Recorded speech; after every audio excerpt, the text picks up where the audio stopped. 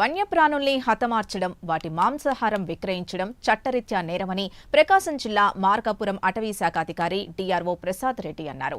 రాత్రి సమయంలో అటవీశాఖ అధికారులు కంభం, అర్ధవీడు ప్రాంతాల్లో పలు వాహనాల్ని తనిఖీ చేశారు. తనిఖీల్లో ప్రజలకు వన్యప్రాణి చట్టంపై అవగాహన కల్పించారు. వన్యప్రాణులను ఇతర ప్రాంతాలకు తరలించడం, హతమార్చడం చేస్తే జైలు శిక్ష తప్పదని హెచ్చరించారు.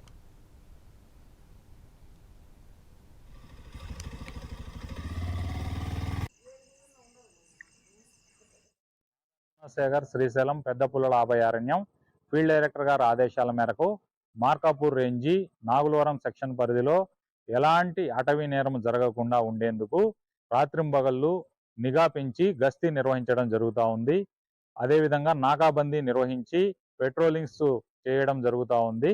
అదేవిధంగా వాహనాల చెకింగ్ చేస్తూ ఉన్నాము. ప్రజలలో వన్యప్రాణుల యొక్క సంరక్షణ పట్ల అవగాహన కార్యక్రమాలు ఏర్పాటు చేసి అదేవిధంగా వన్యప్రాణుల యొక్క వేటకు ఎవరైనా సహకరించిన ఎడల వారి యొక్క సమాచారం తీసుకోవడం కోసము వాల్ పోస్టర్లు, సెల్ ఫోన్లతో కూడినటువంటి వాల్ పోస్టర్లను ప్రతి గ్రామాన ప్రదర్శించడం జరుగుతూ ఉంది. అదేవిధంగా ఎలాంటి వన్యప్రాణి చట్టము ఉల్లంఘించిన ఎడల వారికి జైలు శిక్ష విధించడం జరుగుతుందని ఈ మీడియా